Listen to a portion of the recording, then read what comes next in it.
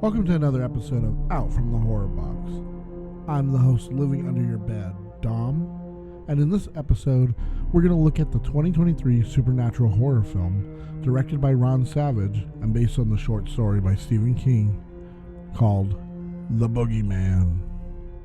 But before we jump into the film, I want to go over the legend of the Boogeyman.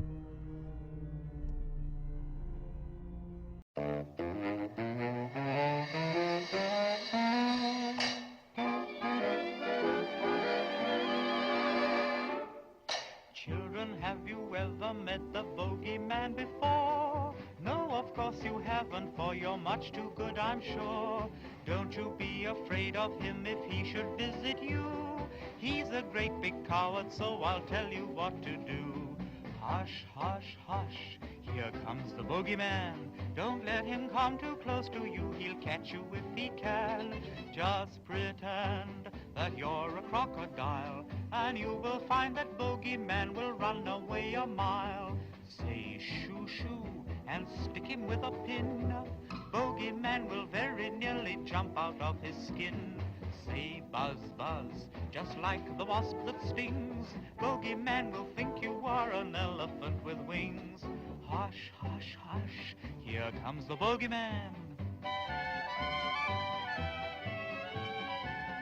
Tell him you've got soldiers in your bed, for he will never guess that they are only made of lead. In the dark of the night, just as you are trying to sleep, you hear a sound. Your eyes have just adjusted to the blackness around you. What was that moving? Was the closet door open before the lights turned off? Did I make sure to check under the bed? Another creak. As something is coming to get me, I cover my head with the blanket. This is how we think of the Jumbi, Bhoot, Krampus, Der Schwarzmann, Baba Yaga, or more commonly known as the Boogeyman.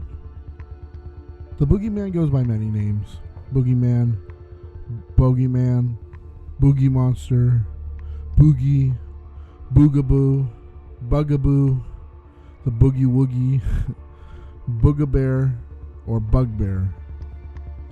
The entity is a type of mythic creature used by adults to frighten children into good behavior. There is no specific appearance of the Boogeyman, and conceptions vary drastically by household and culture. Most commonly, it is depicted as a masculine or androgynous monster that punishes children for specific acts or general misbehavior, depending on what purpose needs serving, often the basis of a warning from the child's authoritarian figure. The term is sometimes used as a non-specific personification or metonym for terror, and in some cases, the devil. From an article by Scientific American, the Boogeyman is there to ensure that we follow the rules.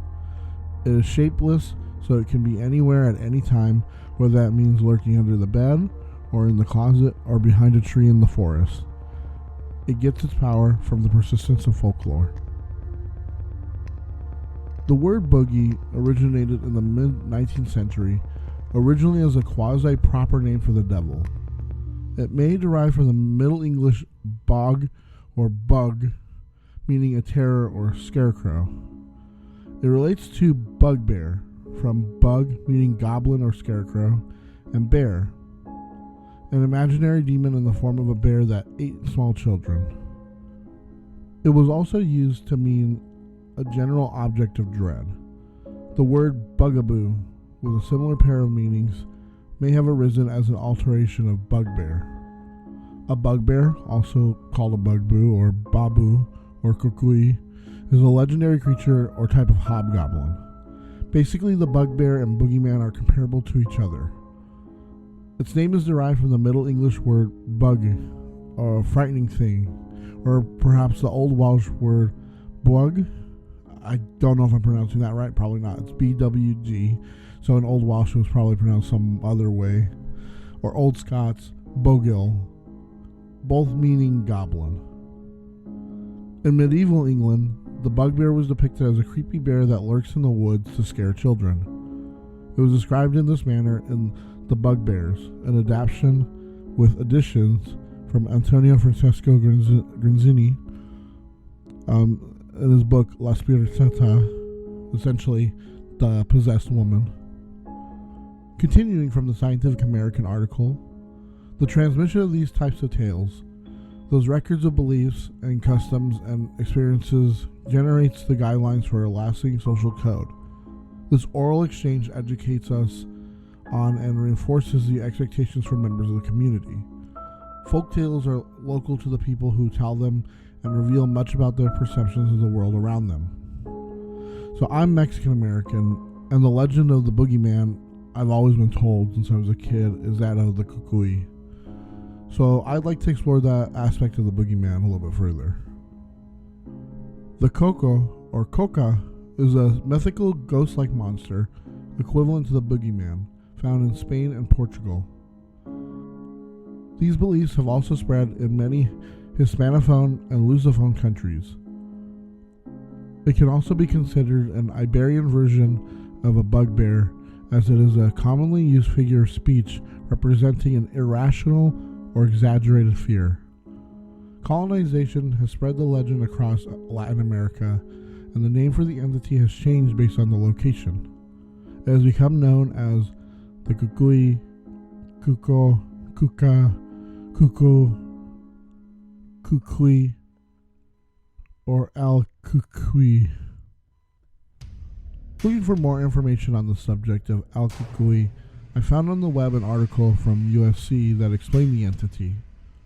Al Kukui is a myth that was basically a tall, furry, red-eyed creature that had a large red ear, which he would use to hear children that were misbehaving.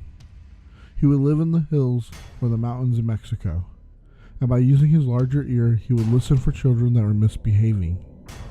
He would then come down from his cave in the mountains and would kidnap any kids that he heard misbehaving. He would take them back to his cave, and then he would eat them. Continuing from the article, the story also functions as a cautionary tale for children. It seeks to remind them that acting out of line or misbehaving can have serious and drastic consequences. The other thing that sticks out to me is that it would appear that while similar in nature, they differ in their setting. So it would appear that regionally a story such as La Llorona may not work as well for people who live near the mountains or a drier area, but setting the ghoulish presence of the mysterious settings of the mountains would certainly draw more fear and believability out of the folk in the area.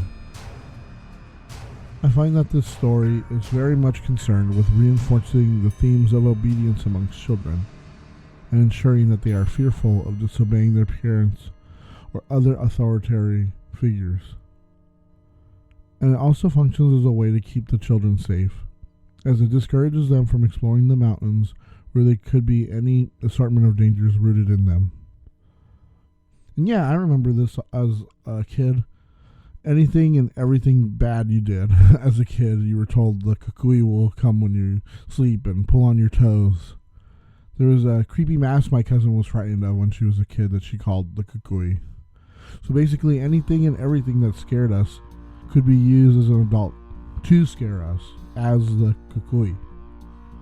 And it just kind of, like the article says, goes to reinforce, like, okay, you need to listen to us, because if you don't, this is going to happen. This is going to get you. This is what happens to people who don't listen to their parents, don't listen to, like, your nana when she's telling you to do something, and you tell her no, or you talk back. Then something's going to happen. Something's going to get you. And this just all goes back to, like, the early, the idea that before we understood, like, the world around us, we used tales and lore to keep kids from not only being, like, obedient, but also from wandering off, especially at night, like, where the things that we didn't know hunted, stalked, and would get us. And that included just, like, maybe you don't understand that there's a cliff right there, just past the light, and if you keep walking through the forest, you're going to fall down. It could be as simple as that. Or maybe in the area they saw a mountain lion or a regular lion, right? And so you know not to go out there, because if you do, then it might get you. And one thing to say before I kind of wrap this all up, the idea of warning kids to be obedient and to not go, like off and wander off, right? That also would have been with before colonization, in the form of other myths and legends that the pre-colonial Americas had, especially in with the Aztecs and the Mestiza, all that, right? They would have had their own tales, but it's just over time with the integration and having the colonization from Europe and getting all of their influence and the culture mixing together. That's when we get things like Kukui, and we get La Llorona, and we get these tales that then just evolve over time, and that becomes the staple of this region.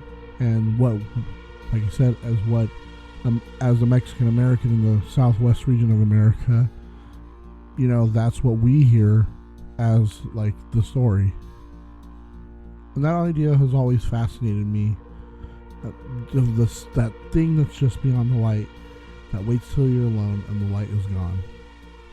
And that's when it slinks its way to you.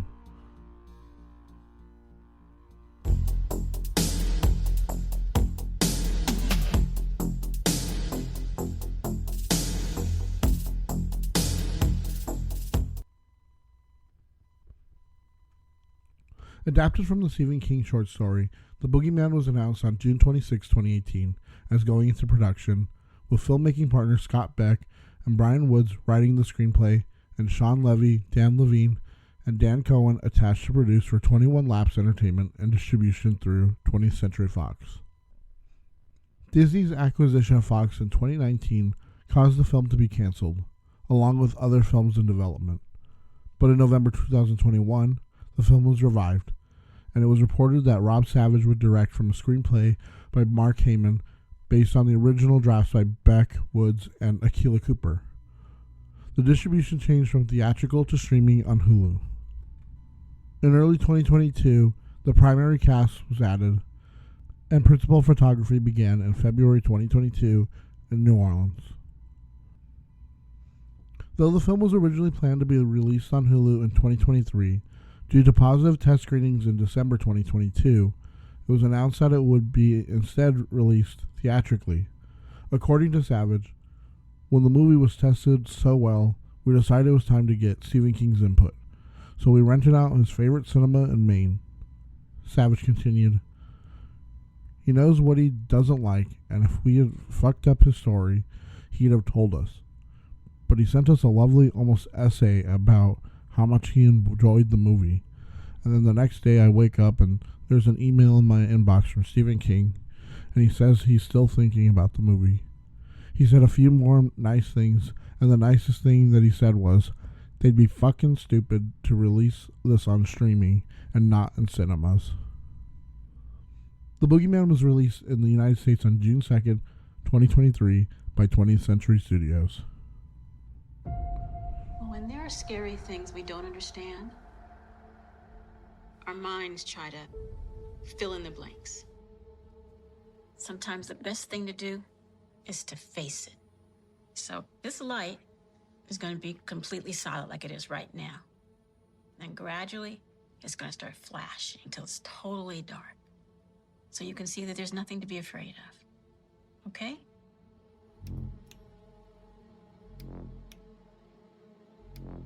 See? That's not so scary, is it?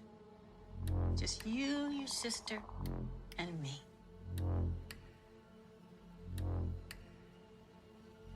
You're doing okay. It's not for you. It's okay. It's okay.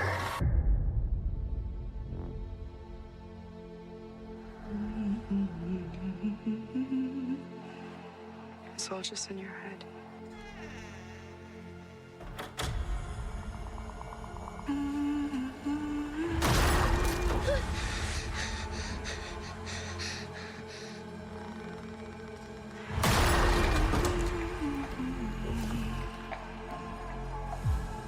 Katie, there's something in my room.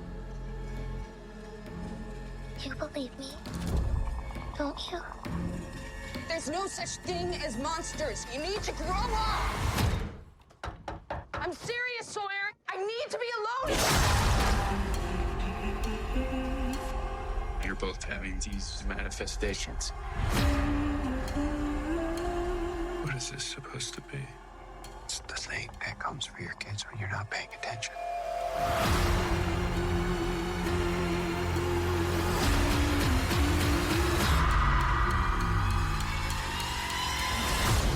Dad, you have to listen to me. Okay. I'm listening. Sweetheart, let me handle it.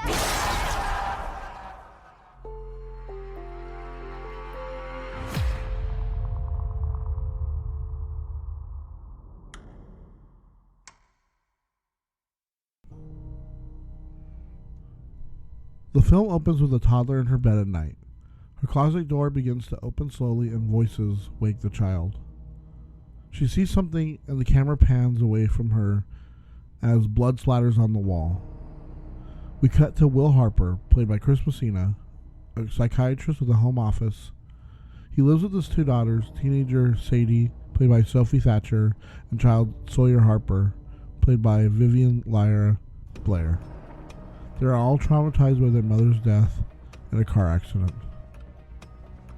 A disheveled man named Lester Billings, who is played by David Dastmalchian, shows up at Will's office and asks for a session. He explains that his three little children, Denny, Cheryl, and Andy, had all been killed.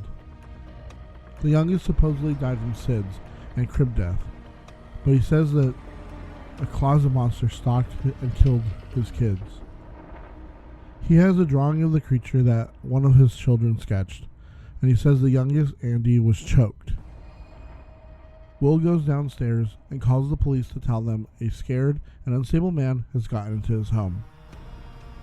Sadie wears one of her mother's dresses to school, and while speaking with her friend Bethany, played by Madison Hu, one of Bethany's friends, Natalie, walks up to the pair with two other girls. Natalie says some unkind remarks and, in a shoving match, accidentally soils Sadie's mother's dress. Sadie flees and heads home.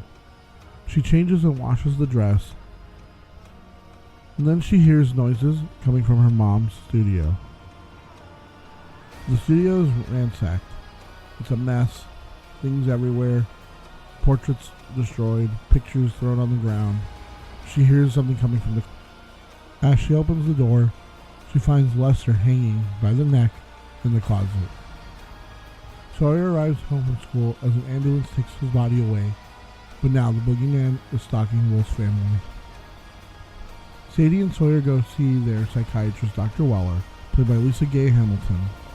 She's been treating the children since the accident, but Will does not take part. She's also been helping Sawyer with her phobia of the dark. Dr. Weller tries to get Sawyer to face her fear by having a red light flash on and off. Sawyer becomes frightened, and they stop. Sadie tries to confront her father about going to see the psychiatrist as well, but he brushes her off. Sawyer is the first to see the creature creeping at night. She tries to use her ball light to see the creature, but she falls off the bed, causing her already loose tooth to almost fall out. She goes to Sadie for help, so Sadie puts a string around Sawyer's loose tooth and ties it to a door to yank out. The door swings closed by itself and takes the girl's tooth out. We see the tooth and string dragged into the closet. Sadie is allowed to have a slumber party, and she and her friends smoke a little marijuana. Then Sadie gets sick and spits up the string in Sawyer's tooth. The girls have a morbid curiosity to see the closet where Lester hanged himself, so Sadie leads them to her mother's study.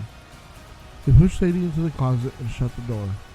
Sadie gets trapped in the closet and sees the boogeyman leaking out from the shadows.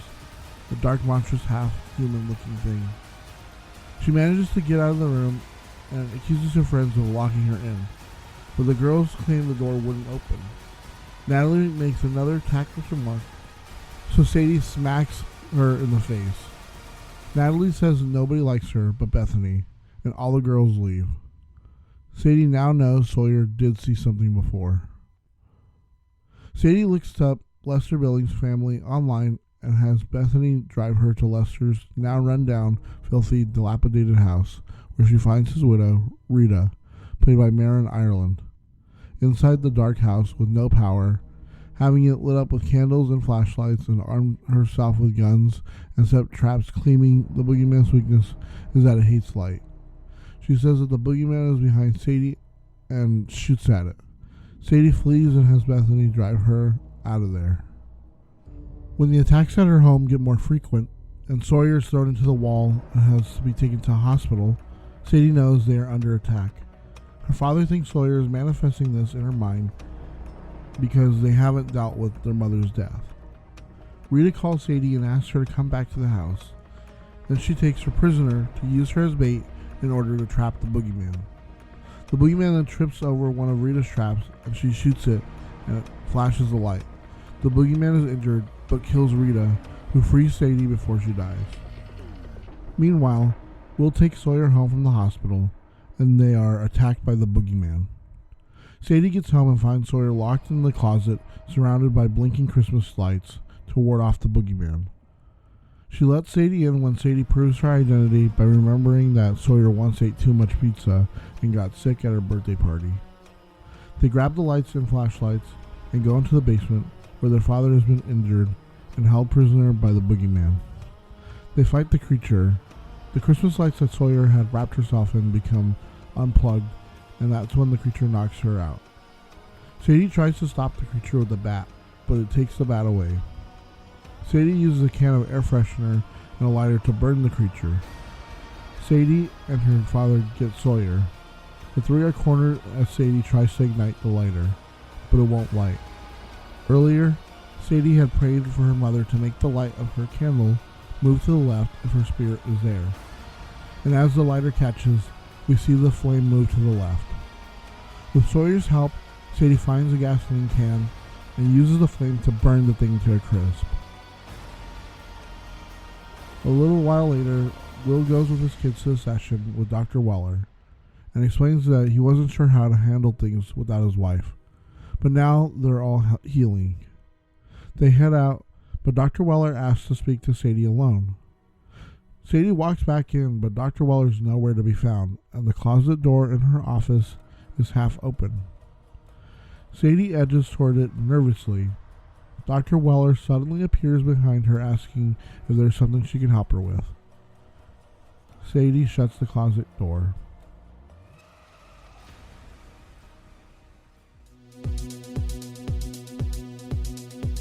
Kill counter.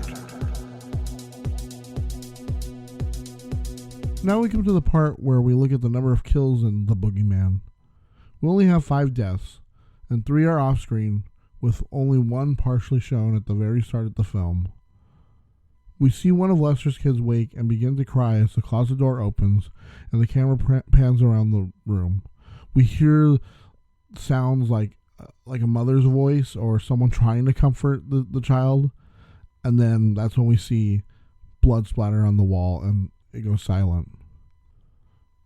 The 4th kill of the film is Lester Billings. After he's left alone, he wanders the house and ends up in the mother's former studio. Sadie hears sounds coming from the studio. She enters and finds the room a mess. The sounds continue from the closet, and when she opens it, she finds Lester hanged. The final kill comes after Rita calls Sadie over to the house. When Sadie arrives, Rita ties Sadie to a water pipe and says she knows how to kill the creature. Rita cuts out the lights, and the creature enters the room. It triggers a trap, knocking the creature out. Rita approaches the creature, which then attacks and is killed by the boogeyman. And that's it for the boogeyman. The boogeyman actually didn't have that many kills. I didn't think it would, honestly, but it had a little bit more than I thought. The film is rated PG-13, and that's why I see that there's not going to be a lot of deaths. If they decide to continue the series, which I kind of hope they don't, I like it being just this kind of one-off. I bet they would just up the ante of how many deaths we actually see.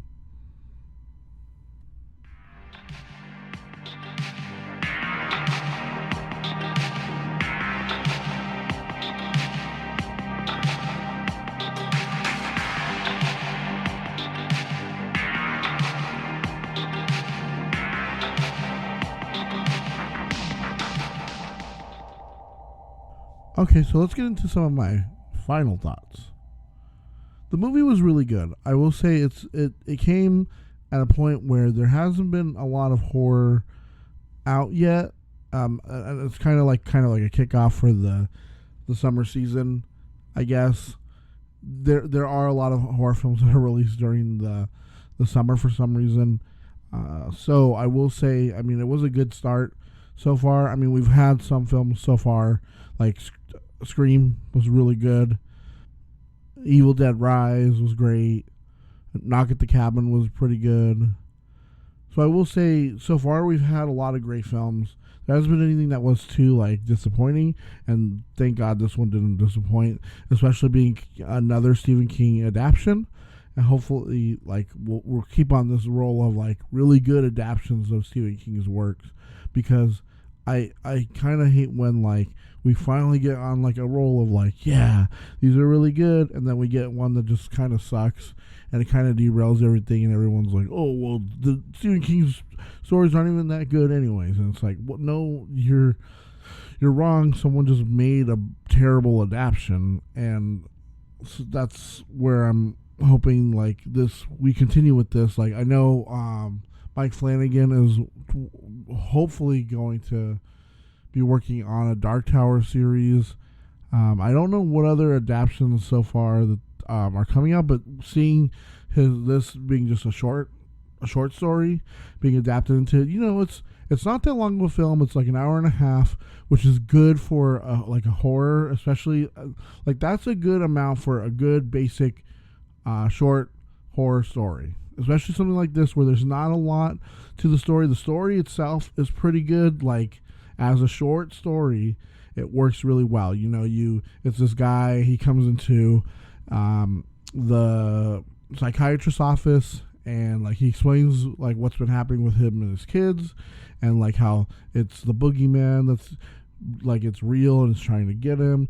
And then we learn the big twist is that the boogeyman is the psychiatrist. It took the psychiatrist's skin or face or whatever, and it was been waiting for him, and now it has him alone, and we're assumed to think that it gets him in the end. I think I haven't read it in a while. I read it a long time ago because I wanted to adapt it a long time ago, because Stephen King used to do this thing. I don't know if he still does it. Honestly, I need to look into this, but it was this thing called Dollar Babies. So basically, you could, if you wrote to Stephen King, all you had to do was write him an email, a letter, whatever, get to him, and just say, hey, I'm a film student. I don't have a lot of money. I really like to adapt one of your stories. It really won't be for profit. It would just be as a way to make something, adapt something. And usually, he would tell them, all right, send me $1. So that's why they were called Dollar Babies. And for $1, he would let them, film students, adapt his short stories or stories, pretty much, not The Stand or It or anything like that, but short story like this. And I always wanted to do that because I did write an adaptation of this. I have it somewhere, probably in my cloud or whatever, for Celtex or whatever I use. I think I use Celtex, but I still have it. And I did just adapt it straight kind of from the story. I didn't really do anything too crazy like this, where it's it explored it differently. It took that initial seed of the idea and expanded around it. But I like the way that they did it. I like that it was just a simple story of this family dealing with a trauma already, and then someone else comes into their life and brings this thing that is kind of a stand-in for the trauma itself and them not dealing with it, right? Like the dad doesn't want to acknowledge that it's there, but the daughter is like, there's something here. And then the other daughter is like, I kind of agree with my little sister. Like, I know it's weird to say, but she's kind of right. There's something here. And then finally her father sees it when, then it attacks everyone. And then, like, there's parts where you're like, I don't understand how you're not taking her seriously, because like the part where Sawyer's playing the game and it's dark and the only light is like the character in the game is like firing arrows, and it's like this light, and we get to see glimpses of the thing creeping around. And that's what I would say was really good, is the atmosphere was done really well, because we don't really see a lot of it, and I'm glad that we don't, because the creature itself is kind of it's good. I think especially towards the end is when it gets better. Like the first initial, like when you look at it, it's like, what is that supposed to be? I don't understand. Like, why is it supposed to be scary? But then when, like, at the end, when it's trying to eat Sadie or kill Sadie or whatever, and it opens its mouth, but you get to see that. I didn't notice this before until the end when it starts opening its mouth. There are like hands on both sides of its mouth, like something is trying to get out of the creature. So as it's opening its mouth, it looks like hands and arms are prying its jaws open. So like there's something else inside of it. And I think that goes to like the idea of like, well, we don't really know what it looks like, right? It's looking like this because that's what scares kids, right? But maybe it has another form, and that form is inside of it, and that's what actually consumes you. And I could totally see that, kind of like an alien. So thinking like how Alien has like that little tongue thing that when it opens up and it goes and it's all right, like it's kind of like that. But I wouldn't put it past them from like putting that idea into here, because it kind of also plays into the idea of like, because this, you could kind of, if you wanted to connect this to like other Stephen King stories, obviously the first one you're going to go to has to be The Outsider, right? Because that one deals with the boogeyman or El Coco or whatever it's called in the story. And that's because I think they take it from Puerto Rican myth and legend, so that's why they call it El Coco and the El Cuco. I think in the Outsider, I don't know. I didn't read The Outsider. I watched the miniseries that they did, but in that story, at least, it can look like another person. It has to go through this kind of like where it kind of devolves its appearance, and then has to like kind of like sleep and slumber in order to build its energy back up, and because it like preys on kids, and then it can start looking like another person. It'll eventually start looking like another person, and then that's when it'll attack again, and then and then from there you can connect it to Pennywise, because Pennywise is some creature from some place outside of space and time and the universe and the macroverse, and it came here, and it can change its shape, and it can look like whatever it needs to in order to lure kids in to feed off of them, right? And it feeds off of their fear. But we also see another creature from the Dark Tower, Dendalo, and it does the same thing where it looks like an old man, but then what feeds off of, I guess, like laughter and like things like that. And then we see when Roland kills it, it transforms into a clown, and then it transfers into like an insectoid like being. So it's like, are these the same creature? Are these variations of the same creature? Are these like did these things come from, like, are they like the things from what Stephen King calls the Todash space? That's where like his monsters kind of live, in the space between worlds, the blackness that's between the universe, between the macroverse, between the multiverses, and that's where all like his monsters are from. And are these things similar enough that they can kind of take different shapes, they can take different forms? I don't know. That's what I love about Stephen King, and I'm glad to have this one as like the first one before, because the next big series that I want to tackle is the Dark Tower series. So I'm glad that to kind of start that off, we're starting off with a Stephen King movie that can kind of introduce you to these ideas.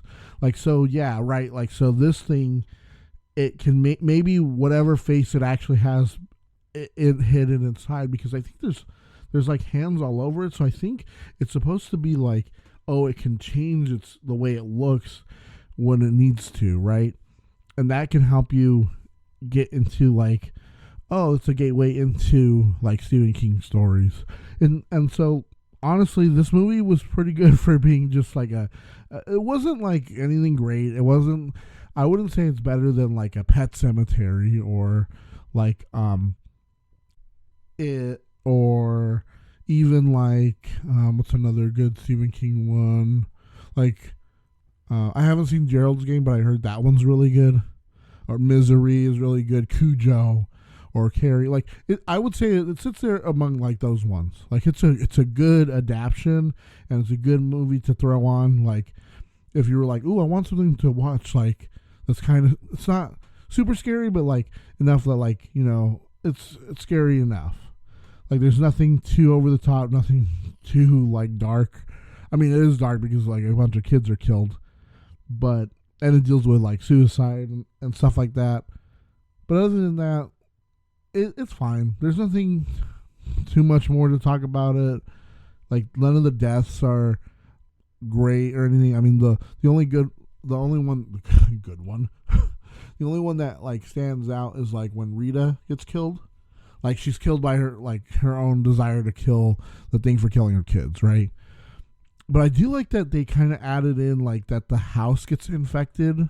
Like it's kind of like a metaphor. Like the boogeyman is an infection and it's infecting the house, and you see like the mold start growing.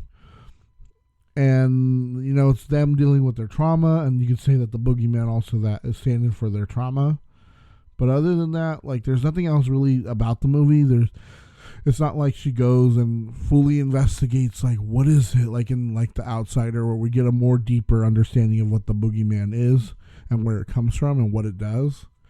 In this, we just know that it kind of passes from person to person, kind of like family to family, but we're not sure exactly like how the Billings, how it started getting them, right? We just know that it only started going after these guys, or the family in the film, because Lester ended up killing himself there in their house. But other than that, that's fine. I give it 2 thumbs up. There's nothing more really, like I said, to talk about. The acting's pretty good. The direction's fine. I think that like the idea that it keeps like the hints of it keep going, like that it's going to keep continuing, not that there's going to be another one, but like that it's still living, is pretty good. I like that. I like that they didn't just like, oh, you killed the boogeyman. Yeah, so if you haven't seen it, go see it.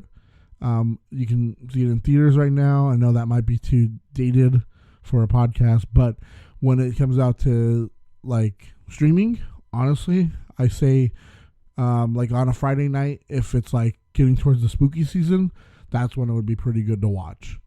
But that's about it.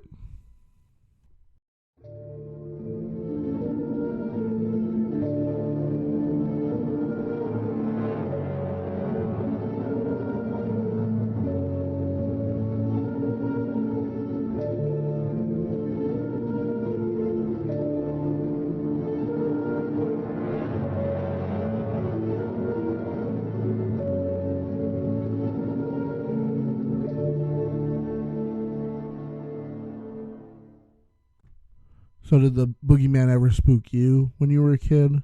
Did you ever hear weird noises or see like the closet door open, or Was there anything that caused you to throw the covers over your head? You know, that honestly, I just remember being a kid, and you know, I like anyone else, you know, you hear weird things, but I would always like look around and like look into the dark and this, and just because I didn't see anything, I would just go back to bed. But maybe you did see something, and if you did, I'd love to hear about it. Do you have any other strange stories, mysterious or unexplained? Are they fact? Did you craft the stories yourself? If you would like us to read your stories, you can email us at horrorboxpodcast@gmail.com, and we love to read them on the podcast. We'd also like to post those stories to our socials on Instagram or TikTok. They're both at Horrorbox Podcast, where we also have updates and news. Thank you all for listening, and please subscribe if you like what you hear, and you get every new episode downloaded. One last thing, if you like the podcast and would like to support us, you can buy me a coffee. You can buy me a coffee at coffee.com/horrorboxpodcast. It would really help us out. We'll see you next time and hear what comes out from the horror box.